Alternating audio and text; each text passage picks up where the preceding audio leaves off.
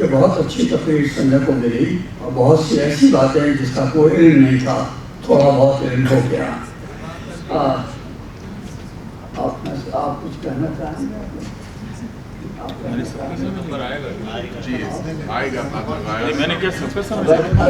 अब वक्त की कमी पर मैं रिपोर्टर से दरख्वास्त करूँगा अफजाल उस्मानी साहब से कि वो इस मौजू पर तबसरा करना चाहें तो करें। मैं इनसे न्यूयॉर्क से वाकिफ़ हूँ, बहुत समझदार और होशियार इंसान हैं। मेरे ख्याल में इनका रिव्यू जो है वो हम सबके लिए बहुत अच्छा हुआ।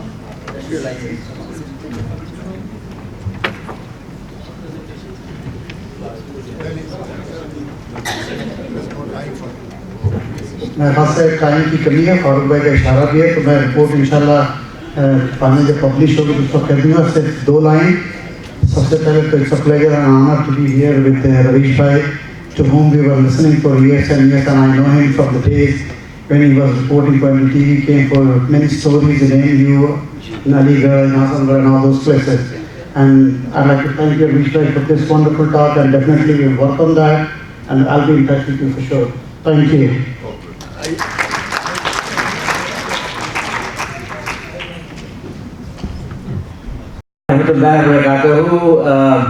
Good afternoon, honorable guests, dear old boys and young girls. I say young girls because there is no such thing as an Aligarh old girl. The reason, my purpose of being here and talking to you is not to be seen on the stage. It is to raise an issue which I think has received insufficient, if not scant, attention from the Aligarh AMU, and I suspect from the university administration as well. And that issue is about the AMU schools. There are 10 schools affiliated with the Aligarh Muslim University, which includes the School for the Visually Challenged. And I'm told that there are in the ballpark of about 15,000 students in the AMU school system. 50% of the intake into the university is internal. Therefore, at the entry level, it is from these schools. So they form a very important feeder component for the university as such. So, what can be done to improve the quality of education in these schools? Because it's going to have a very direct and very positive impact on the intake into the university and the value addition in the university, the output from the university. So this is the question that I want to raise, and I don't want to make it a monologue. Many of you are very well informed. Some of you here have been through the school system, which I haven't been. So I would appreciate your ideas and suggestions also. Now, this is an issue exercising my mind. I went to Aligarh in May. I met together all the principals of the schools to look at ways and means to improve the quality of education. And we all know that the school years are probably the single most transformative years in your life. You get them right, it helps you to propel you forward through university and your career. You get them wrong and you generally are handicapped throughout. So the point that I'm making is that what are the interventions that are needed? The schools have good infrastructure, as you could possibly see in some of the slides that Asad might have put up. They have funding. Now, if you have both infrastructure and you have funding, why can't we then provide excellent education? So I feel that we are shortchanging those young people who are studying in those schools because of a variety of reasons which are pulling us back from imparting to them the best quality education. And we have done a survey which results will be, in fact, are being put up there to find out from them, which is the students and the teachers and 3 principals who participated, as to what the deficiencies are. And generally it is felt and recognized that the deficiencies, and it's pretty obvious also, are in English communication, in science and in math. So what can be done to improve the quality of education in these areas? Of course, the other areas also, but these are particularly important. And one of the routes that we are looking at, and possibly not the only route, and route if you're speaking in the United States, so you may not understand route. So the route to success, we thought that one of the interventions that we can have is through tutorials, where we engage tutors who are not the teachers of the schools, and we run tutorials after hours, or we have some clubs like a science club or a math club or an English club, which can be integrated if possible into the school schedule, or could be after hours, where we get the students engaged in science, math, English, and improve the quality and level of the education. There will be resistance, of course. Aligarh, you know, is a very change-resistant system. And it's not the only one. Most places we go to are change-resistant. But Aligarh is exceptionally change-resistant. And then we also know that any initiative like this one will meet resistance also from those teachers who are engaged in the business of private tuitions. Because if you're providing free tutorials for the children, then the teachers who are charging them for tuitions, they go out of business. So that resistance is going to be there. Another problem will be that if we get tutors who, and we will, who are competent and capable in those subjects, then the existing teachers may start failing in comparison, and they may not like that comparison because their own deficiencies start showing up. So it's not going to be easy, it's not going to be a cakewalk, but it is so important that I think we need to do something about it. Now, if you look at these slides, you will see that I can't go through the whole survey, but if you specify the subjects for which they take tuitions, you see it comes out to math, science, and English. If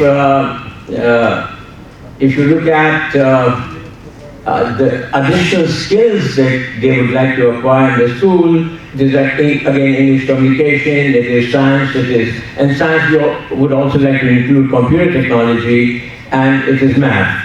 So the idea is what should we do to improve the quality of education, which will be a big payoff for the university. And in this respect, I want to ask your suggestions and ideas. It's not that I understand the problem, as we all do, but the solutions are not going to be as easy to find. And some of you may have some very good suggestions to give us, which we would take on board. But then an immediate question is, how do we implement an initiative that we finally decide upon? And there we have this wonderful NGO that is founded by Assoc Khan, who's sitting here. And they have created a great organization. And he'll tell you something about his Ali Connect initiative. And it's all paid individuals, it's not volunteers who are working for this NGO. It's all paid individuals, including a country director, Dr. Imran Ali, who is a PhD from Aligarh, and he has been with them for 10 years. So this NGO has been there for 10 years, they're doing some great work, including in the government schools in Aligarh, Moradabad, Jamshedpur, and Lucknow. So we can enlist the support of this NGO, and Assoc is fully willing to come on board and has been very involved with this initiative, as our implementation partners. Now, it's obviously money that moves the mayor, so even if we have a well-designed project, and even if we have the capability to implement it very well, it will need to be funded and financed. And obviously, if it's an Aligarh initiative about the Aligarh schools, then we are not going to pass the hat around to people who are not from Aligarh. So we have to rely upon the various alumni associations here, the federation and its component units in the different places, to provide support to these initiatives. Now, what will the funding requirements be? We have to calculate in detail. I'll be done in 2 minutes. We got to work it out, but taking a very rough and ready calculation of 3 tutors per school and doing a pilot program in 3 schools, and assuming that we pay each teacher about 30,000 rupees a month, we are talking of about 10 to 12,000 rupees, 10 to 12 lakh of rupees per school per year. That's the ballpark figure for a pilot program involving 3 tutors in 3 schools. So my purpose of speaking to you today was to get your buy-in, make you aware of the issues, and also to see that when we come back with a fully fledged project, we have your support. So I'll stop 1.5 minutes early, so that if you have anything to add or to suggest, please feel very free. Yes. Wait for the question answers session. Oh, sure, we can. It's your choice. I will just allow a little bit of time for if somebody had a comment or a suggestion. But yes, question and answer time is only 15 minutes, spread across so many sessions. Most of the questions will go to Mr. Ravish Kumar and I think to Abbas. So I thought I'd allot some time, but if you have no questions, that's fine with me. I think I have basically said what I wanted to say, and now I look forward to your buy-in and your support, including financial support. Thank you very much. It's not 2 minutes. Huh? No, I wasn't here for 2 minutes. I know, 10 minutes. Yeah. नहीं वो मैं देख रहा था उनके इशारे। मैं इशारे बहुत समझता हूँ। आपके पास तो जी।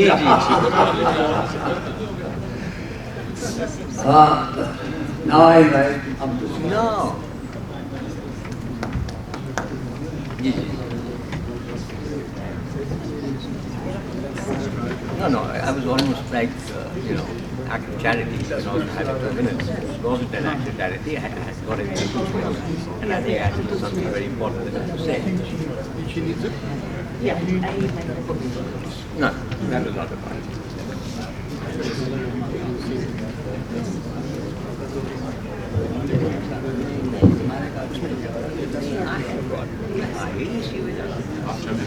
I came all the way from presentation, not to be seen, but to be heard.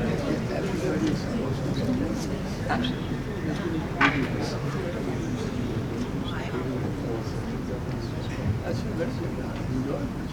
No, not only enjoy, you have to support what I'm saying. Of course. Gee. And I'm not. Moses Khurafi Hazrat, Assalamu alaikum. देखते हैं क्या होता है आगे देखिए जी बिल्कुल बिल्कुल बजा फरमाएं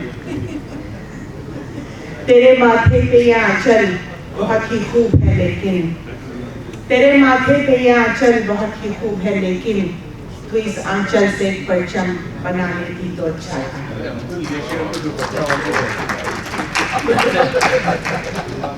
So I never knew that this couplet of Majaz will become one of my guiding principles of life.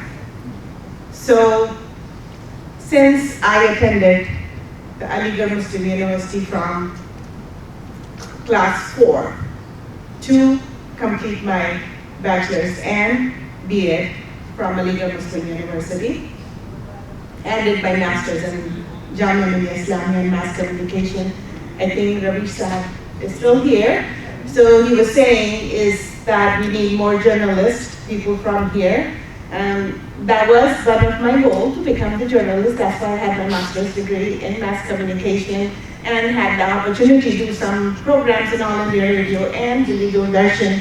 But my destiny brought me here. So I did not do that part, but still trying to convince the people in many different areas.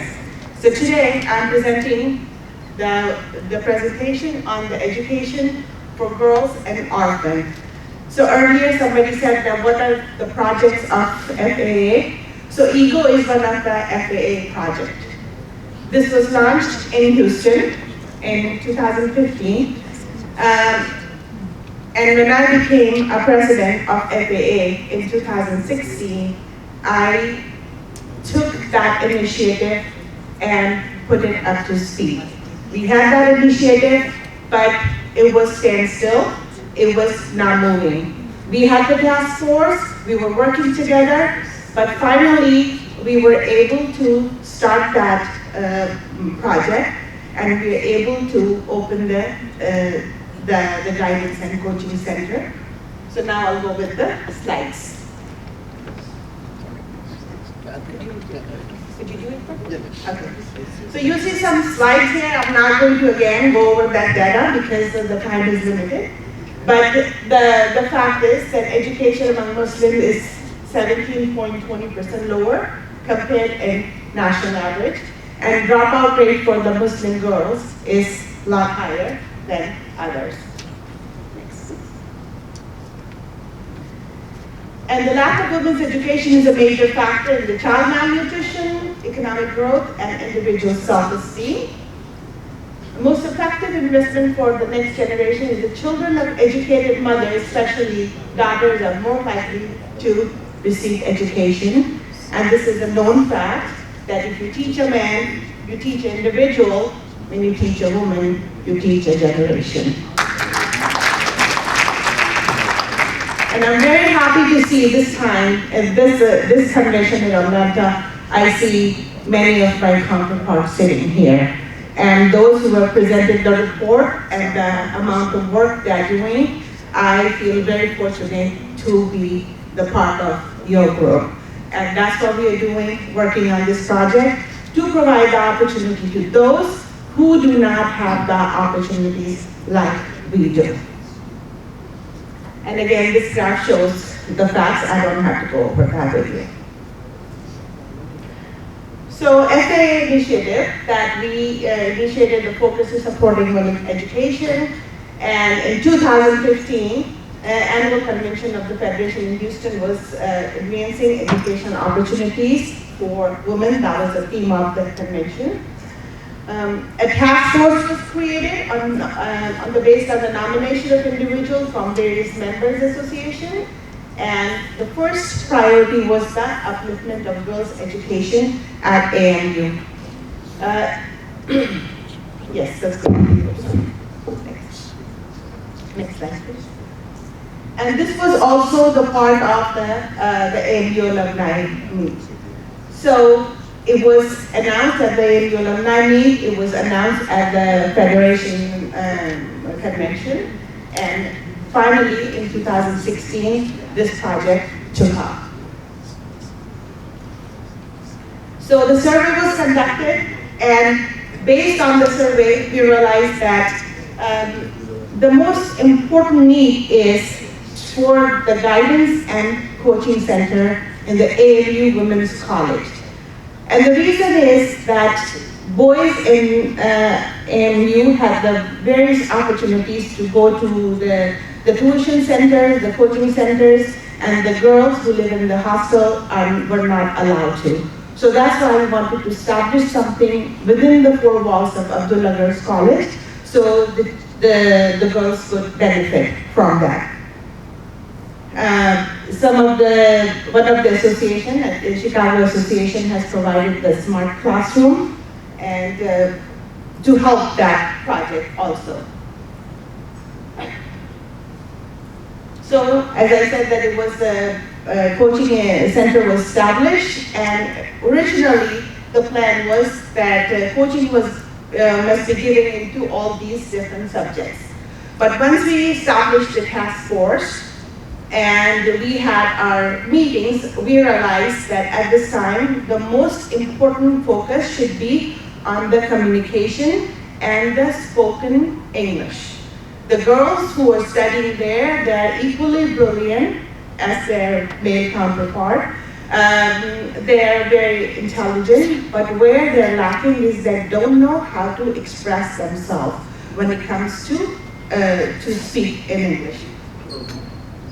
So we did the workshops and found out that what is the major need, and after that survey comes out that the girls want to learn English to express themselves. So therefore, we started the first few classes on spoken English and how to express themselves. The initial program was that we will establish a peer-to-peer counseling where there's the girls who are fluent in English, they come from the convent backgrounds, will help those who are coming from the local schools or those who are coming from the different background. But with 1 year of experience, we realized that that model was not successful, which we thought that it would be beneficial from peer-to-peer learning. Actually, it turned out to be a little bit more embarrassing to learn English from those who are your counterparts. So they were more interested in getting the instructors who would teach them and help them grow. So that was a little bit more expensive than we thought, because hiring the instructor was a little bit more expensive than hiring the peers. So we did the evaluation, and the funding was that for each course, it would be $1,000 per hour for the instructor, and the math is right in front of you. So if we had to hire 2 instructors, the amount was $128,000 per year. So just to make the long story short, is that we were able to provide 2 sessions so far, where about 60 girls have benefited, and I have my counterpart who is co-chair with this EAGLE project, Dr. Saif Sheikh, and he has helped me a lot with this presentation. We are planning that this year Saif is going to India in September, and we are planning to do some webinar where we will be doing the sessions on Skype, where we can interact with the girls. And yes, education is great, but what we have to work on those girls is to boost their morale and boost their confidence. So because I'm in the field of education, I will be happy to work side by side with Steph, and I could do the guidance and counseling sessions. As I always say, there's a lot of time in this world, a lot of time, people are trying to pull your leg, but my philosophy about life is that I give my hand to those people that need to be pulled up. Earlier, this was in the morning sessions, a lot of associations have presented that how much money they're spending or how much money they're giving to the different charities. That is amazing, absolutely wonderful. But I do have a humble request that all of you, all the associations and all the philanthropists on a personal level, that if you could commit to a $500 per year to this EAGLE project, we will be able to sustain this project, and FAA only have 20,000. So if we only rely on FAA, this project will end in 2 to 3 years. But if we have that recurring income of $500 from each association, we will be able to sustain this project. And this is FAA's project. This is Federation's project. No matter who comes and goes, but I would humbly request you to keep this project alive and help grow education. Thank you. Oh, sorry. मेरा हिसाब के कम नहीं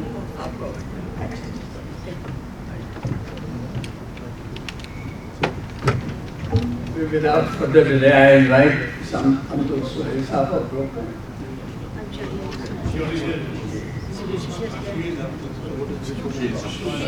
Professor No, you're fine. आपका Mr. नहीं होगा आपका Professor Shahin. Ji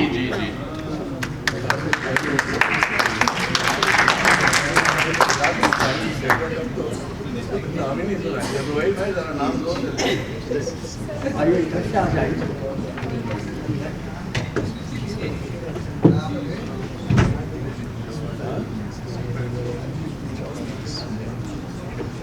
Please announce the name of the speaker.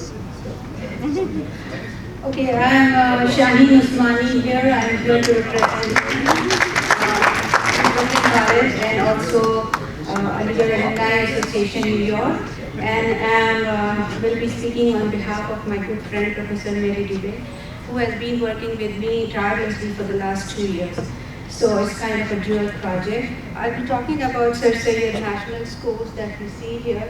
And before I begin, I would just like you to please look at the slide and look at the caption that was there. And yeah. It says that until the things are done, it seems impossible, and this is coming from a grade 3 child. And this is very humbling for me, and the statement is very powerful. Can you next slide, please? So basically, this is the task that we are doing is education for quality education. Can you move on? So the mission is to develop quality early childhood programs. The idea is that, we have seen that many schools come up in India, but unfortunately, many of them are not able to maintain that quality that we need. And we are an expertise in early childhood education, and we would like to move ahead with that. And the schools that I am referring to are a part of the Aligarh 2 movement. This Aligarh 2 movement was started by General Zamiruddin Shah, who is the ex-Vice Chancellor of Aligarh Muslim University, and it has two purposes. One is to have quality education, and the other most important thing is to have a secular education. So the idea is to bring in all other children of different faiths into this school. Next slide, please. So if you see this here, and can we move on? The Sir Syed National Schools were born out of the Muzaffarnagar riots in 2013. And you see the picture there, and these children were given those refugee homes that were done by the government of India. You see the dusty road, you see the environment, and then you see the school. It is very shocking. These children are coming and going to that school, which is built amongst a sugarcane field. This is basically in Muzaffarnagar, Jala Gaon, and we have visited there. Next slide, please. So this is me, and we visited the Jala Gaon. This is the first school. They have 3 schools. One is Jala Gaon. Next slide, please. This is Sardana, Uttar Pradesh. And next slide. Saharanpur, I'm sorry. And then the next slide is Sardana. So we visited these schools in Uttar Pradesh, and we went in July. It was very hot. I discouraged Mary, and I said we could go in October. She said, no, Shaheen, this has to be done. I'm going right now. But the good part is we have bahut aam khaye. That was good. So this is my college, and I'm very proud of my college. I just wanted to show a brief picture of my college. And we have a very strong early childhood program. There are 700 students in the only early childhood department, and it stands number 2 in the United States among, I think it's 475 teacher education programs. So we are happy and very proud of my college. So having said that, the Aligarh Alumni Association New York has actually helped me a lot in running this project that we are doing in India, in Uttar Pradesh. And so Lieutenant General Zamiruddin Shah He was there on Success Day celebrations last year, and he actually appealed to people and he talked about the schools. And from there, what happened was that ANI actually, ANI is basically the New York Association. They helped us in building the alliance between Brooklyn College and the Cecilia National School. We had a meeting, and my chair, Dr. Shannon, was very instrumental in this. So can you go back, please? So we visited the schools. I visited the school for the first time. Like you see there. Now that's a pre-kindergarten. That's a kindergarten class, and we have 60 students there. So that's me, and then the second picture is my second visit, and we see the Professor Mary today there. We were there. My first visit was just to familiarize myself and see what the school looks like. And we went there in January. My second visit with Professor Mary Debate was to do the need assessment, to see like we could do the needs assessment, and we are trying to get in funds for an evaluative project. So we do the need assessment, and then we prepare the curriculum, and then we do the teaching, and there are two pieces, the learning environment and the teacher training program. So we're just going to overhaul the whole, hopefully, inshallah, we will make the big change coming, and then we do the evaluation and see how far we have been successful in doing that. So in our second visit, we were very definite, and we had certain activities that we carried in the school that we see here. So we address the assembly at the beginning. In each school, we address the assembly. We stand Sare Jahan Se Acha Hindustan Hamara, and trust me, all children knew how to sing. It was such a humbling and beautiful experience to sing with the children, and that was a big, big icebreaker for me. And then we did what we went to each classrooms. We went to classrooms and we observed the teacher. We took notes of how they are doing, and then after that, we provided them the feedback to the teachers. We had a meeting and we gave them a good feedback, like how we should do it. I also did, like you see in the classroom there, I also did a kind of a little science project with the teachers and with the children in class, that is grade 2 class. And basically, we were talking about how to teach science in grade 2. So we're talking more about developing observation skills and recording and the basic skills that are required in order to be a scientist. So I told them that you're a little scientist, and if you want to be an Einstein, then you've got to have good observation skills. That's what you need, and at the same time recording facts. So those are the two things that we emphasize here, and that is what I did in the class, and it went on very well. The children were very excited. See, the basic, we don't get it. The basic thing is that when you have audience sitting like this, I'm saying, the class sitting like this, democracy fails. That's not a democratic process. Children should be sitting in groups. And around, like 4 or 5 children around one table. That's where liberation comes from, and that's where, democracy actually. Little changes in the seating arrangement in the classroom, all those things we did, and we practiced so many things. You will see this. I just want you to see this. This is what we did in the assembly. You see me and Mary. This is the assembly that we did. Little things that made a huge difference.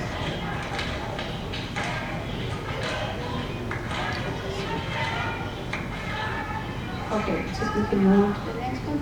This is basically to give you the idea that how involved and engaged we were with the students, with the children when we were with them. These are the projects that are being presented. Thank you. I'll be done shortly. The students' project that they had presented to us. Can I have the next slide, please? Basically, I wanted to say that the government of India has started a new education policy, and this is the first time they have included the preschool and kindergarten into the main school system. Earlier, the Kothari Commission, Modali Commission did not have that. So this is the right time when we are going there for training. Next slide, please. We'll just move on, and basically what the new education policy includes that you have discovery, you have play method in the early childhood program. That's what we do in the United States, and that's what we are going there for training. Just wanted to say this quick. This is a good idea, and I just want to sell off here. I went to the library in the school. There were no books in the library, so we made a wish list on Amazon India, And I sent there the wish list to all people and said, can you just buy those books and then send these to schools? I'm so happy. All 3 schools have a book sets there. So which was a great thing because people shy away in giving money, so it's good like you just have the materials on Amazon and people go and buy it and it goes to the school. So that worked out very well. And you see me and Mary in the library, that's July 17th. This was a picture that the Aligarh Alumni Association New York has given a check of $5,000 to Samir Dunshah Sahab. And this is his at Sardana. This is his ancestral room where we had the school opening.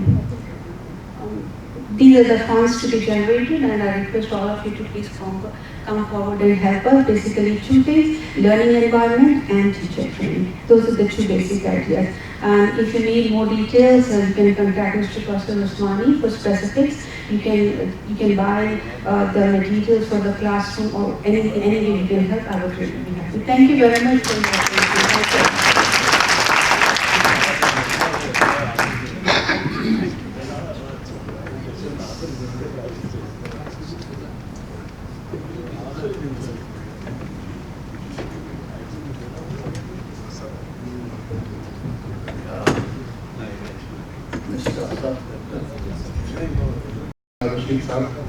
For inviting to speak on this platform.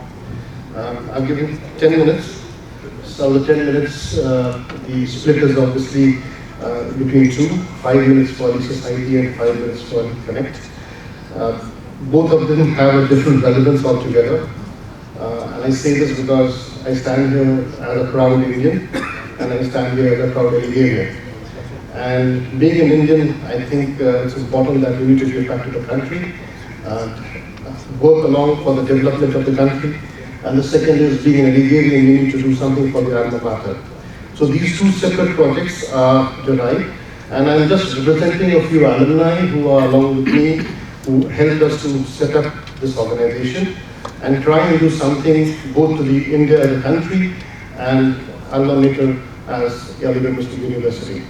So before I start, I would like to say interesting thing, only the educated are free, and freedom actually comes from how much education you are. So I would like to take this opportunity to run a short video about Ali because that explains reasonably good.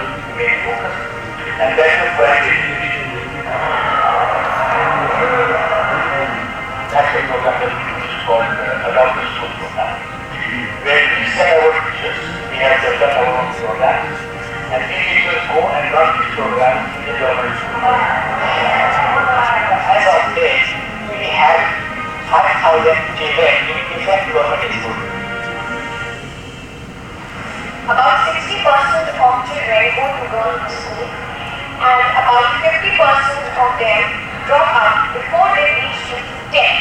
We have seen an increase in attendance as we add on more curricular activities. Our intervention in these government schools has helped increase the overall attendance of the school. Adopt a School program is a unique program run by Aligarh, wherein we work in the government school. The intervention is called Learning Enhancement Program. We engage students in different activities through e-program, Divanga, and digital literacy. In the education segment, currently we work with 8 students of public schools. We started as a chapter in 2015 Jan in Lucknow, and today we are working in 3 cities in India. Each reaching out 2,400 government school children. By 2020, we intend to reach out to 10,000 children in government school literacy. To fulfill our aim, we need to increase our in-trend to 100 people by 2020. To achieve our goal through institutional and corporate support, we look forward to seek CSR contributions who can support us to move forward in achieving our goal. We would like you to please come and associate yourself with us. The more you associate yourself with us, the more school you'll be able to cover. जो अब यहाँ से उठते हैं वो सारे जहाँ पर बसेगा, दाएं आबाद रहेगी ये दुनिया, हम ना उन्हें कोई अंतर होगा जिसको आगे ले चलेगा. Thank you very much. So the question is why government schools, and I'll just run through some data. I've been inspired by your program. It's one of the, I've been watching all your programs, and specifically on the government schools. And nobody better in this room to understand that what the status of government schools are in India. You know, interestingly, and I'm not being communal out here, I'm just being a proud Indian who's secular, and I believe in the credentials of India. I've been out of India for the last 20 years, being based in Dubai, and worked for a German multinational company handling the Asia Pacific market. But my heart lives in India. And my heart also lives for the Muslim community, because unfortunately the Muslim community in India is taking India as a country down in terms of its status. And why do I say that is that because when you look at the socio-economic profile and the demographics, if you look at the population of India and you divide the demographics in that, and you see that 48% of the Muslim population is below 19 years of age. It's a young population. On the other hand, comparatively, when you look at the Hindu community, our friends, you would find their population on the same profile as being 40%.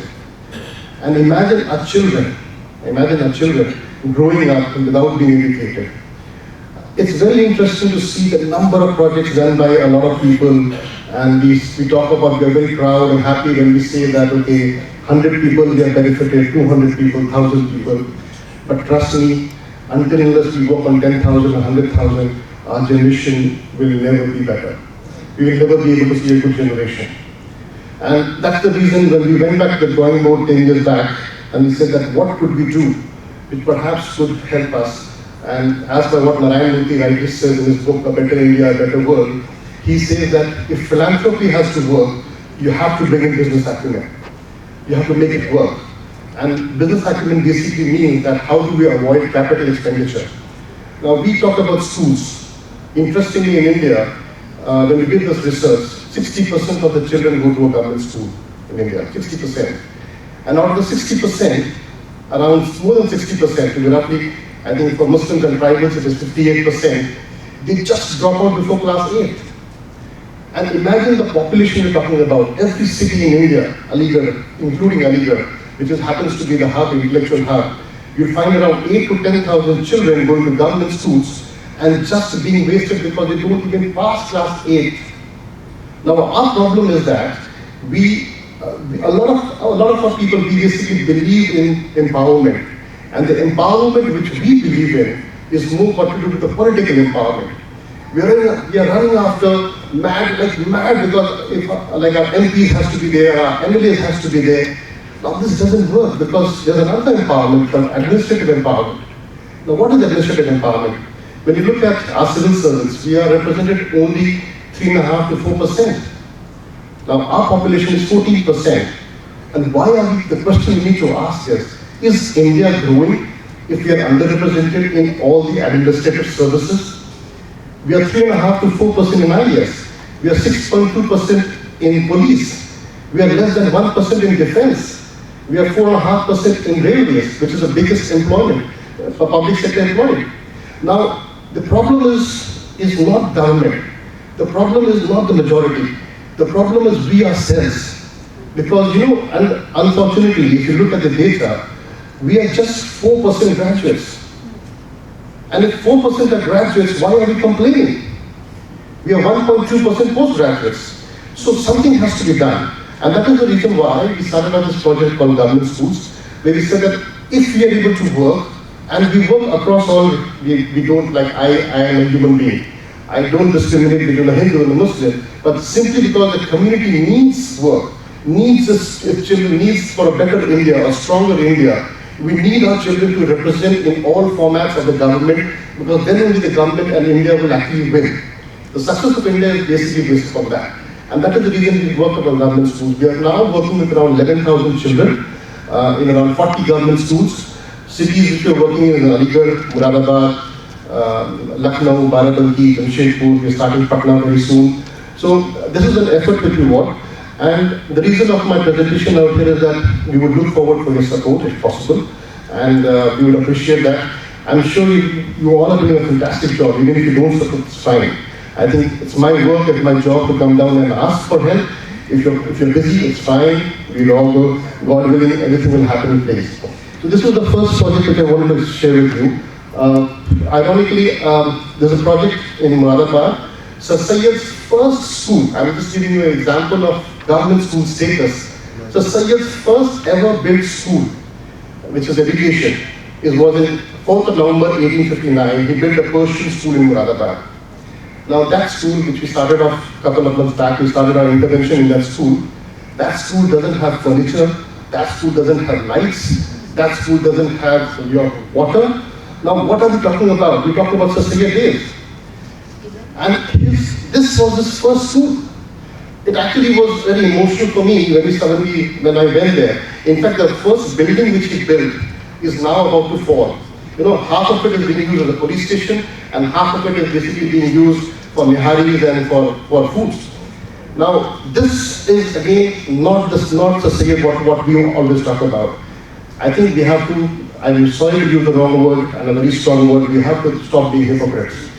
If we are about Sir Sayyid, we have to think about how do we salvage Sir Sayyid's legacy.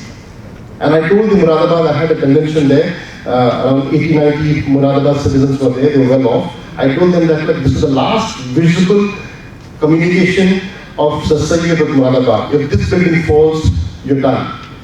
I proposed to them that we could basically do something like that we could be able to do in a museum or a library there.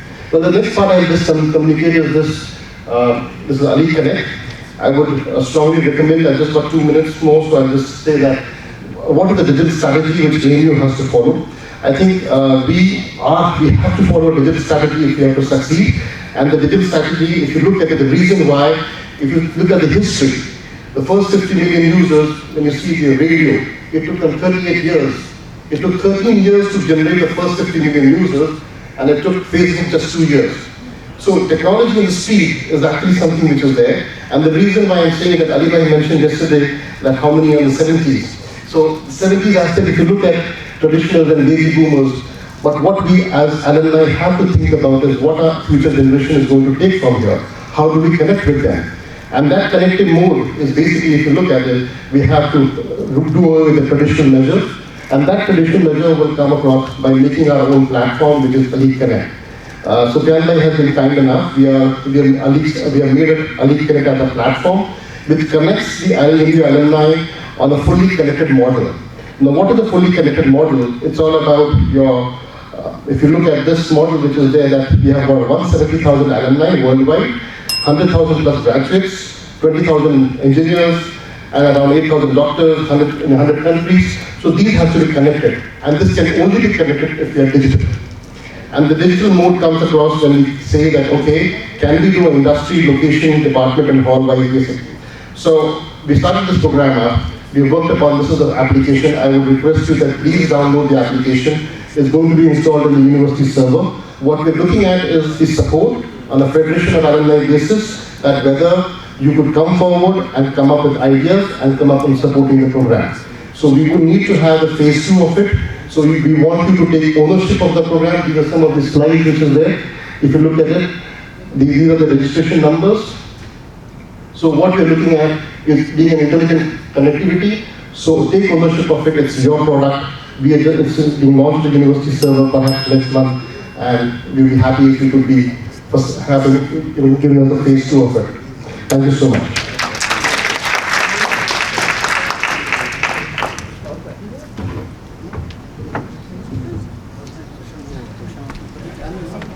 एक तो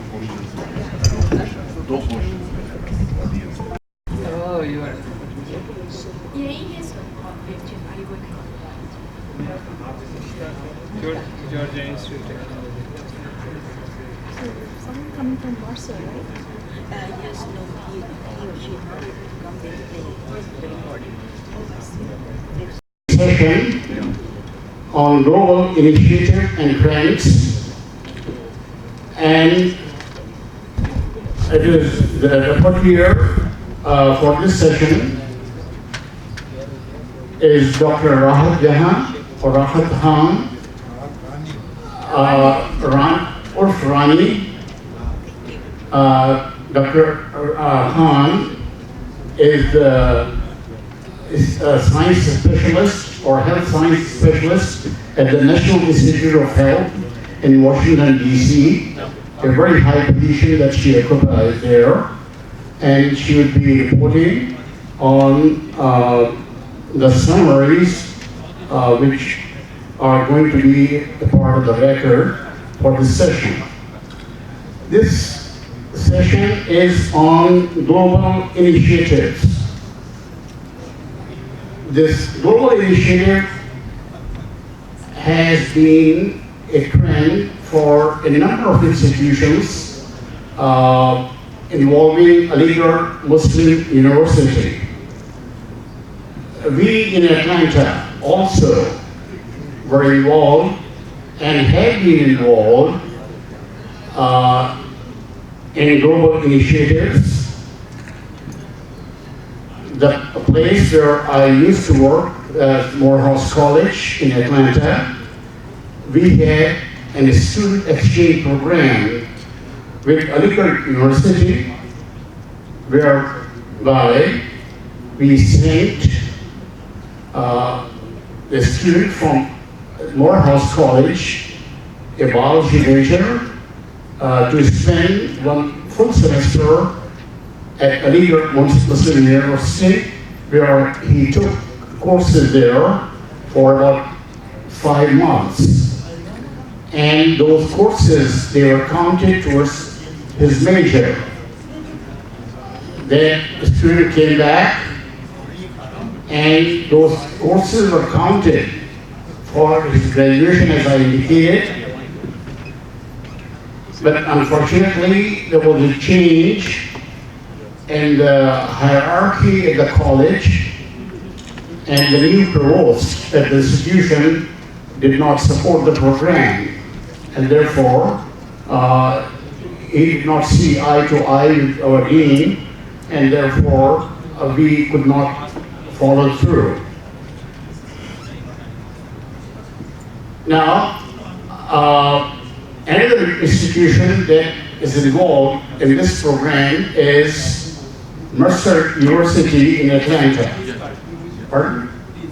Who had to introduce the speakers? Okay. What we find is that we have speakers from Atlanta area, but the person from the Mercer University program, they are not here, so that is there on the tape, and that tape is going to be played. That message is going to be played first for 5 minutes. Nice issue.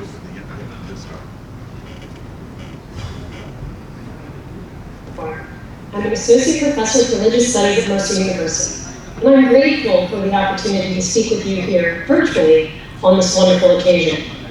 I want to begin by thanking the organizers and my friend Hassan Kamal for inviting me to join you today. I continue to be humbled by the generosity that Aligarh Muslim University, its alumni, and its affiliates have shown towards me, with my colleagues, and my students at Mercer. A little over a year ago, Professor Robert Nash and I took a group of 12 students, undergraduates and graduates, from Atlanta to Aligarh for a month-long cross-cultural service learning experience. Today, I want to offer a few words reflecting on the way the radical hospitality that we experienced on our trip transformed my vision and the vision of so many of my students about what is possible when people from all walks of life come together from a place of goodwill and love. When our Mercer delegation first arrived in India last May, I felt a bit like a fish out of water. I recall a particular moment at the Indira Gandhi terminal. Some students were out of my sight, off at various kiosks, exchanging dollars for rupees. Others were wandering around the various luggage carousels, searching for their bags. And my colleague, Dr. Nash, on whom I was completely dependent as the leader of our group, was being held up at customs by an agent demanding to know why a Christian group was going to a Muslim university. As I stood by the luggage carousel waiting with empty trolleys and feigning an air of calm for my students' benefit, I realized that I had no idea where I was going, what I was doing, what I was...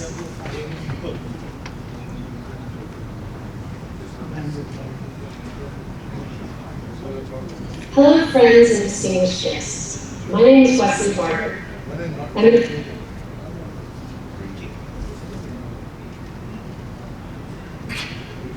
Upon the kindness and generosity of others, if this trip was going to be successful.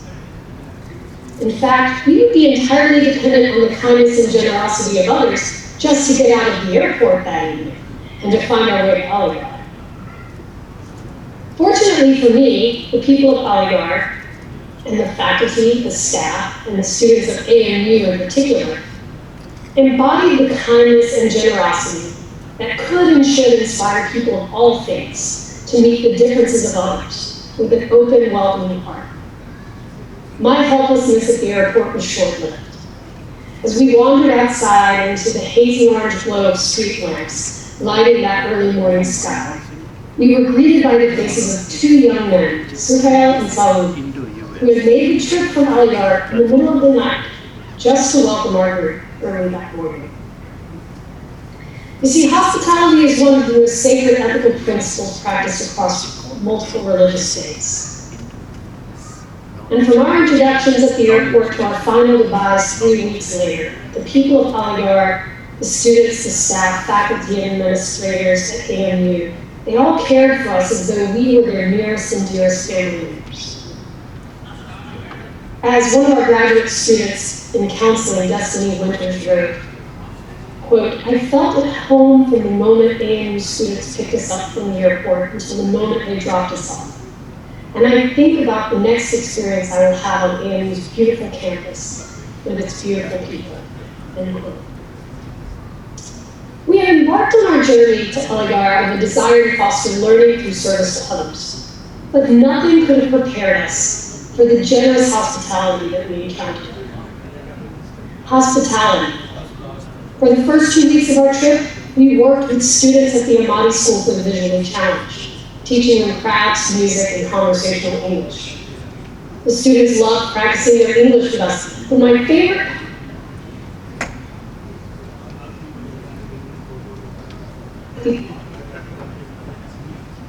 I were invited to meet with Professor Javai, the university's registrar. After a lovely conversation in his office, Professor Javai, who's also Hafiz, invited both Dr. Nash and me to his neighborhood mosque, where he would be reciting part of the Quran for Ramadan. When I arrived at the mosque that evening, I was overwhelmed in emotion.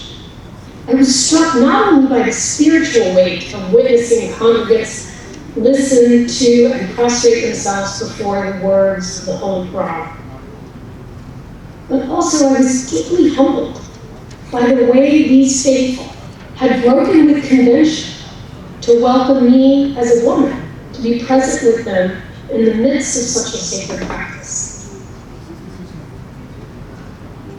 Radical hospitality.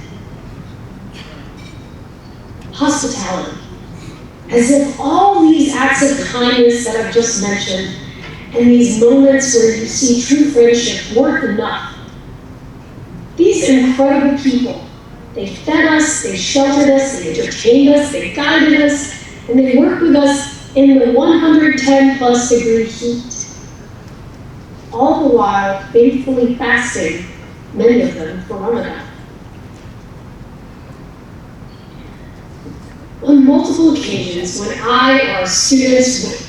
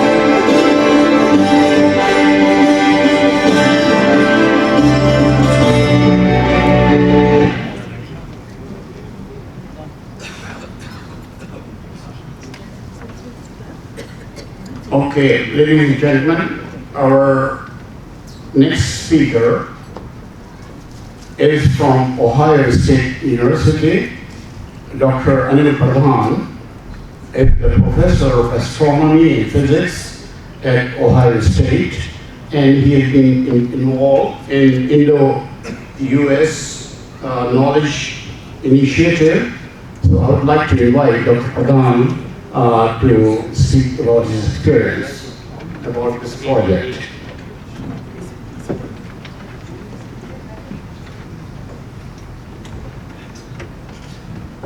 Well, thank you very much. So thank the organizers for inviting me here, and I'd like to pace myself because it's a dual talk. Also, my colleague Professor Sultan will also be giving the talk.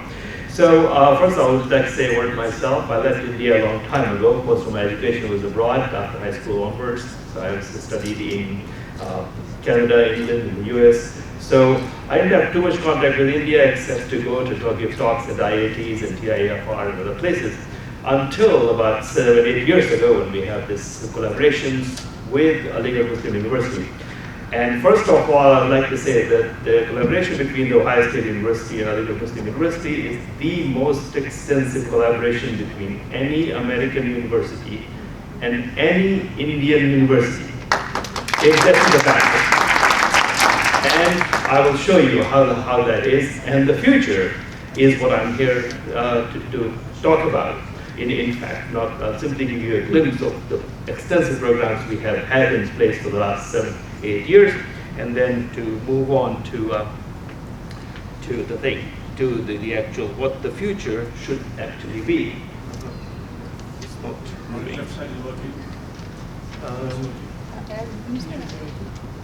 Oh, I see. Okay, I'll do the other. Okay, all right. Thank you. So these are the 4 major programs that we've had for the last 7-8 years. And I'll talk only about the first one. 2 of them my colleague Nahar will talk about. The first one is training world-class STEM faculty in higher education institutions in India. It was also called the Obama Singh program, and it was actually a major, highly competitive program. 100 universities applied for it, and only 4 were in fact selected. So our collaboration was with the AMU, and I'll talk a little bit about that program. It was supported by the US India Education Foundation in Delhi, branch of the US State Department. The second one is in fact the ongoing program. So as a result of the first one, we established a center, the first of its kind in India. That was the Indo-US, AMU, OSU, APJ. We named it after the former president. All of you know who that is. Abdul Kalam Center for STEM Education and Research. It was formalized in 2017. And in fact, the support for that came from AMU, OSU, and private funds. I'll talk about that as well. Women in STEM roadshows, I'll leave that to my colleague Sultan Nahar over here. That was a specialized program that's very extensive. She'll talk about it.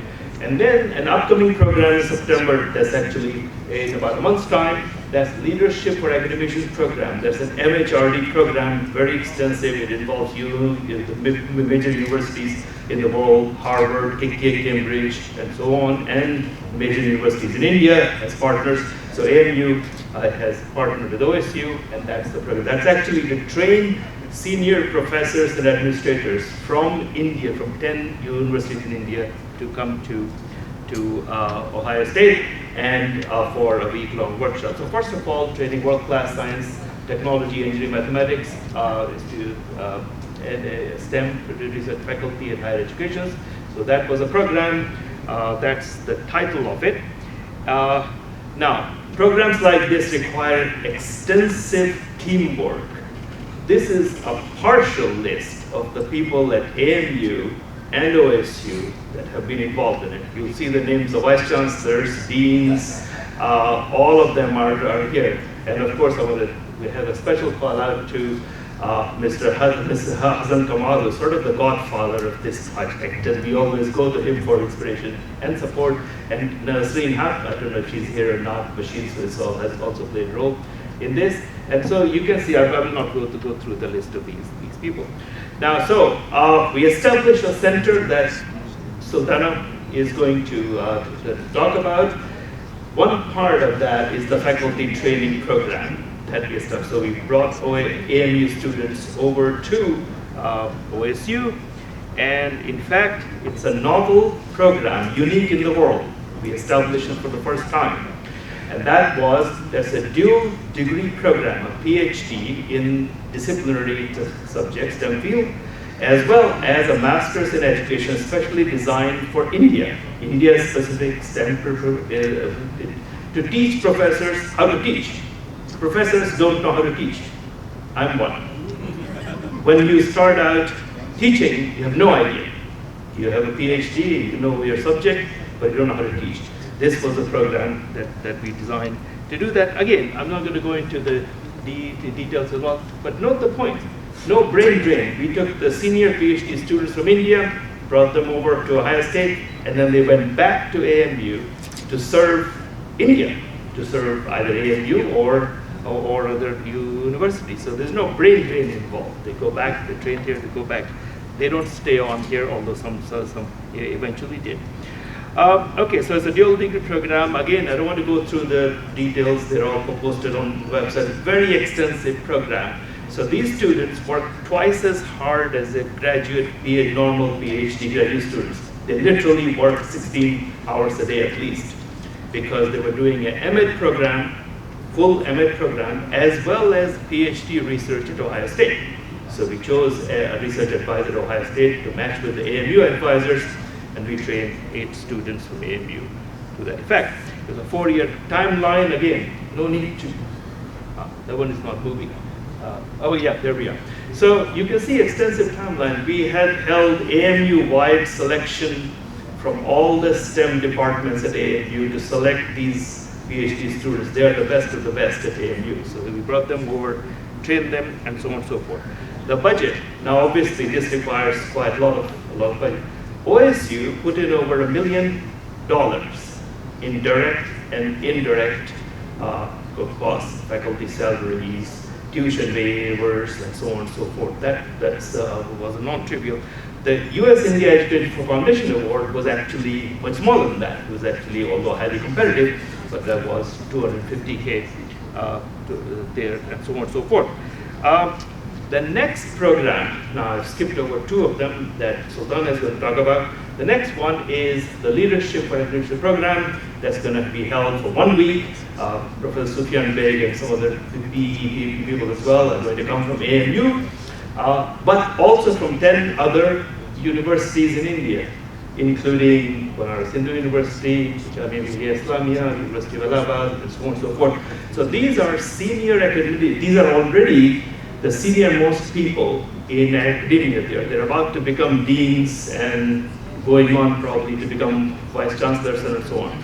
So the idea that MHRD had is that we would send these people abroad, see how the universities in foreign countries, the topmost ones, are run, how they handle various themes and so on. So we have them here, we look forward to it. We had a very extensive program. There's a lead page. The web page is there, and the program is being developed at this time. Now, this is the money slide here over here. This is very important. This is the future that we're looking forward to. So we want to extend this AMU-OSU collaboration. I hope you've given you a glimpse of how widespread this actually is to do that. So we want to support the center that we have established at AMU. Took a lot of effort, 7 years of work. APJ Abdul Kalam STEM Center, AMU. There are new Government of India initiatives just announced, and please pay attention to the number involved here. This is a $50 billion program. It's about 5 times the budget of the National Science Foundation in the United States. So India is now investing in higher education at a rate that is now approaching that in Europe, China, and the United States. This is the time. This is the time to look to the future. And we need representations to the government of India to do that. So I believe I'm going to end with 2 points here. Sultana is going to talk about the Abject Center, but I'll end with 2 talks, 2 points. One of them is that there has been quite a bit of talk at this point, and it's a very important point, about the political climate and how it affects academia in India, and so on and so forth. So I'm not a politician, I'm a scientist, but keep an eye on things.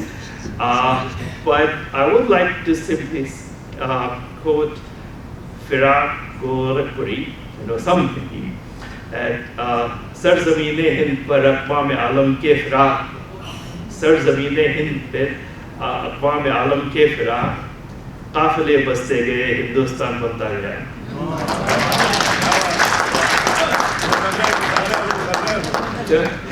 So, and then I would like to introduce my colleague. So 8 years ago, just a very brief introduction, she came to my office. She says, do you know where Aligarh is? I said, yes. I was born and brought up very close to Aligarh. I left India a long time ago. The question is, how do you know where Aligarh is? She said, well, I'm going there. I lived almost